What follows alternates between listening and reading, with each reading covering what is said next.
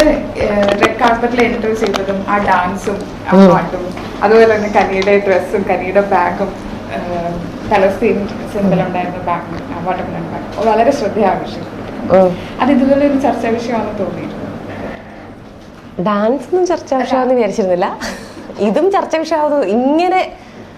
കാരണം ഒന്നത് ഞാനല്ല, ഒരുപാട് പേര് അങ്ങനെ പാലസ്തീൻ ഐക്യദാർഢ്യം തന്നെ അവിടെ വന്ന പല ആർട്ടിസ്റ്റുകളും അവരുടെ റെഡ് കാർപ്പറ്റ് സമയത്തും അല്ലാതെയൊക്കെ കാണിച്ചിരുന്നു.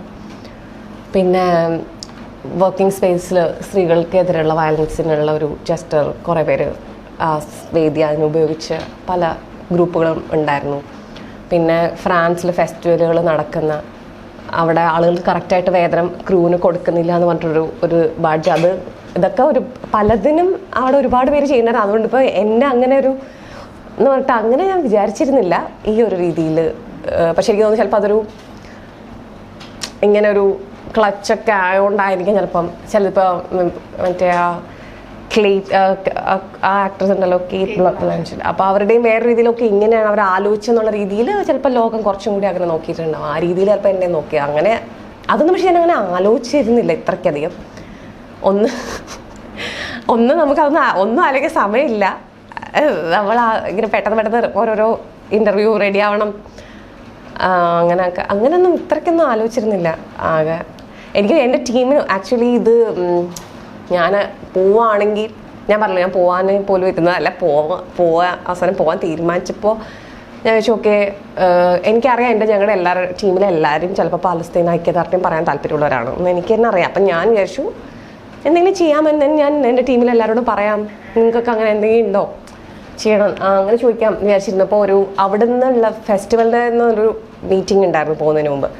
അപ്പോൾ കൂടെയുള്ള ഒരു ആക്ടർ ഇങ്ങനെ അവിടെ എന്തൊക്കെ പ്രോട്ടോക്കോൾ എന്തൊക്കെയാണ് ഉള്ളതെന്ന് ചോദിച്ചപ്പോൾ അവർ വിചാരിച്ചു ചിലപ്പോൾ ഹീ വോണ്ട്സ് ടു ഡു അങ്ങനെ എന്തെങ്കിലും സ്റ്റേറ്റ്മെൻ്റ് ഒക്കെ വരുമോ എന്ന് പേടിച്ചിട്ടാന്ന് തോന്നുന്നു. അവർ പറഞ്ഞു ഫെസ്റ്റിവൽ അങ്ങനെ എൻകറേജ് ചെയ്യാറില്ല പൊളിറ്റിക്കൽ സ്റ്റേറ്റ്മെൻറ്റുകളൊന്നും, അപ്പോൾ അങ്ങനെയൊന്നും ഇല്ല എങ്കിൽ നല്ല കാര്യം, പിന്നെ വേണമെങ്കിൽ എന്നൊക്കെ പറഞ്ഞാൽ അവരിങ്ങനെ രണ്ടും അല്ലാത്തൊരു സ്ഥലം പറഞ്ഞു. അപ്പം ഞാൻ വിചാരിച്ചു ഞാൻ ഇനി ടീമിലുള്ള എല്ലാവരോടും പറഞ്ഞു കഴിഞ്ഞ് കഴിഞ്ഞാൽ ആർക്കൊക്കെയാണ് പ്രഷർ ആവുന്നത്, ആർക്കൊക്കെയാണ് വേണം പക്ഷെ വേണോ അങ്ങനെയൊക്കെ ആവോ എന്ന് വെച്ചാൽ ഞാൻ ചോദിച്ചു ഓക്കെ എൻ്റെ കയ്യിലിരിക്കട്ടെ, ഞാൻ ഉത്തരവാദിത്തം എടുക്കാം, ആരും അറിയണ്ട. പക്ഷേ തലേ ദിവസം ഞങ്ങളുടെ പ്രൊഡ്യൂസേഴ്സ് അവിടെ ഉള്ളവരിങ്ങനെ പറഞ്ഞു വി ഷുഡ് ഹാവ് ഇങ്ങനെ പാലസ്തീൻ ഐക്യദാർഢ്യം പറയാതിരിക്കുന്നത് വളരെ മോശമാണ്, എനിക്ക് ശരിക്കും പറയണം. അപ്പം അവിടെ അവരെല്ലാവരുടെയും കയ്യിലൊരു പാലസ്തീൻ ഫ്ലാഗിൻ്റെ സ്റ്റിക്കർ ഉണ്ടാവും.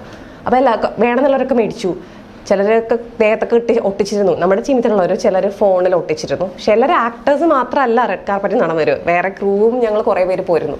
അപ്പോൾ അവർ കുറേ പേര് അതൊന്നും ഇത്ര ശ്രദ്ധ ഇപ്പം നേരത്തെ വെച്ചില്ലേ ആക്ടേഴ്സിനെ ശ്രദ്ധ കൊടുക്കാറുള്ളൂ എന്നാണ് എനിക്ക് തോന്നുന്നത്.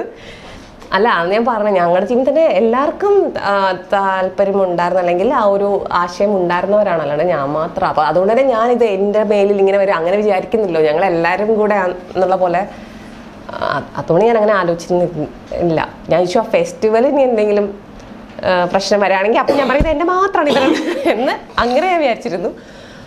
ആ ഫെസ്റ്റിവൽ ഡയറക്ടർ അത്ര ഇഷ്ടപ്പെട്ടിട്ടും ഉണ്ടായിരുന്നില്ല. അത് ഞാൻ പിന്നെ പറഞ്ഞില്ല, ആരുടെ വേണ്ട പറയണ്ട. ഓക്കെ, മൂവിയുടെ സ്ക്രീനിങ് കഴിഞ്ഞപ്പോഴും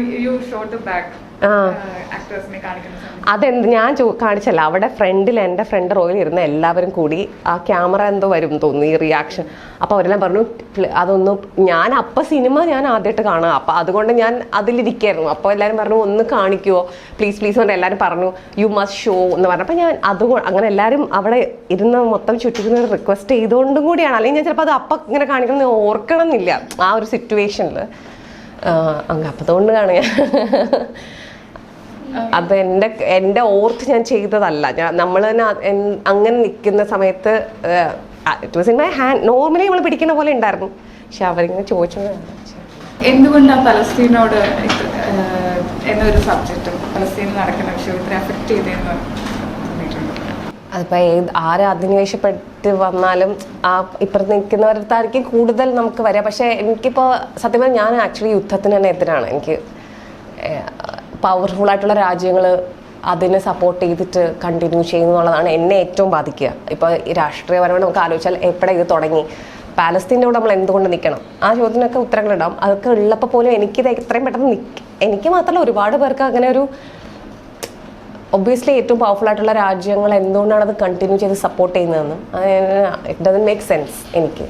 അതുകൊണ്ട് അതുകൊണ്ടും കൂടെയാണ് അവിടെ അത് കണ്ടിന്യൂസ് ആയിട്ട് നടന്നുകൊണ്ടിരിക്കണം ഇപ്പോൾ തൽക്കാലം. അപ്പോൾ അതുകൊണ്ട് എങ്ങനെയെങ്കിലും അത് നിൽക്കണം. പക്ഷെ ശരിക്കും എവിടെ നിന്നാണ് പ്രശ്നം തുടങ്ങിയത്, എന്തുകൊണ്ടായിരിക്കും ചിലപ്പോൾ നമ്മൾ വേറൊരു സ്ഥലത്തിനേക്കാളും താല്പര്യം നിൽക്കുന്നത് അതിൻ്റെ ചരിത്രം വായിച്ചു കഴിഞ്ഞാൽ എനിക്ക് നാച്ചുറലി പാലസ്തീൻ്റെ കൂടെ നിൽക്കാനേ അപ്പം തോന്നുന്നുള്ളൂ. പക്ഷെ അപ്പോഴും അതുകൊണ്ട് വേറൊരു സ്ഥലത്ത് ആളുകളെ കൊല്ലുന്നതോ അല്ലെങ്കിൽ തീവ്രവാദത്തിനെ സപ്പോർട്ട് ചെയ്യുന്നതോ അങ്ങനെ ഞാൻ എന്തായാലും തീവ്രവാദത്തിനെ സപ്പോർട്ട് ചെയ്യുന്നില്ല. അല്ലെങ്കിൽ ഒരിടത്തും ആരെയും കൊല്ലുന്നത് എല്ലാവരും മതി സ്ത്രീകളെയും കുഞ്ഞുണ്ട് മാത്രമല്ല, ഇപ്പോൾ ആണുങ്ങളെ കൊന്നാലും ആരെ കൊന്നാലും എനിക്ക് ആര് മരിക്കും ആരുടെ ഇതിലാണെങ്കിലും മരിക്കുന്നത് നോട്ട് സംതിങ് ദറ്റ് ഇപ്പം ഗവൺമെൻറ് തീരുമാനിച്ചിട്ട് വധശിക്ഷ പോലും എനിക്ക് ഓക്കെ അല്ലാത്ത ഒരാളാണ് ഞാൻ, കൊല്ലുക ആ രീതിയിലെന്നുള്ളത്. അപ്പം അതുകൊണ്ട് അതിന് തന്നെ എതിരാണ്. പിന്നെ ഈ പറഞ്ഞ പോലെ വേണമെന്ന് വെച്ചാൽ നമ്മുടെ പല രാജ്യങ്ങളും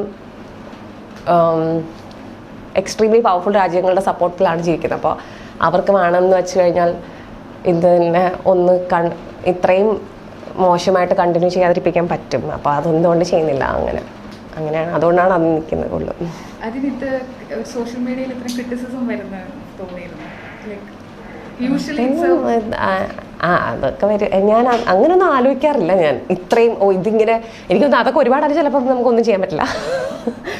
ക്രിറ്റിസിസം ഉണ്ടാവട്ടെ, അതായത് ഇപ്പോൾ നമ്മൾ കാണാത്ത കാര്യങ്ങൾ ആൾക്കാർ പറയുന്നുണ്ടെങ്കിൽ അതാണ് ക്രിറ്റിസിസം എന്ന് പറയുമ്പോൾ. എന്നെ സംബന്ധിച്ചിടത്തോളം ഏതെങ്കിലും വശം ആലോചിക്കാത്തത് ഉണ്ടെന്നുണ്ടെങ്കിൽ അത് പറയാനായിരിക്കും. പക്ഷേ ഏതെങ്കിലും വശം ആലോചിക്കാത്തത് പറഞ്ഞു തരുമ്പോഴും അതൊരു വാട്ടർ ബോട്ടറി എന്ന് പറഞ്ഞാൽ അതിലേക്ക് പോകുമ്പോൾ ഞാൻ അതിനെ അത്ര കാര്യമായിട്ട് എടുക്കാറില്ല. പക്ഷേ ഓക്കെ ഇങ്ങനെയും ആലോചിക്കാം. പിന്നെ ഒന്നുമില്ലാണ്ട് വെറുതെ ആളുകൾ പറയുകയാണെങ്കിൽ അതിനെ ഞാൻ അത്ര പ്രാധാന്യം കൊടുക്കില്ല. പക്ഷെ എന്നെ ആലോചിപ്പിക്കുന്നു. ഈ ചില ആളുകൾ രസകരമായിട്ട് എഴുതപ്പോൾ നമ്മളൊക്കെ ഇത്രയും സൂക്ഷ്മമായിട്ട് എനിക്ക് നിരീക്ഷിക്കാൻ പറ്റിയില്ല. അത് ശരിയാണ്, നമ്മളും പഠിച്ചുകൊണ്ടിരിക്കുന്നു. അങ്ങനെ അൾട്ടിമേറ്റ് ശരിയെന്നൊന്നും ആര് ചെയ്യുന്ന കാര്യത്തിലും ഞാൻ അങ്ങനെ വിചാരിക്കുന്നില്ല. അപ്പോൾ ഒരു ചിന്ത മുമ്പോട്ട് ഒരാൾ വെക്കുമ്പോൾ അതിനെ വേറെ ആൾക്കാർ ക്രിട്ടിസൈസ് ചെയ്യുന്നതാണ് നല്ല കാര്യം.